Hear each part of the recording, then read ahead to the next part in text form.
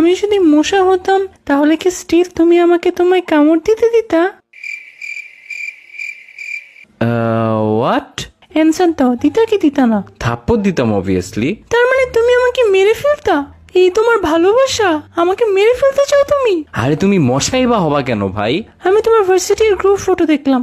তোমার পাশে দাঁড়ানো মেয়েটা কে? তোমার নিউ গার্লফ্রেন্ড? ওইটা আমার ইংলিশ ম্যাম।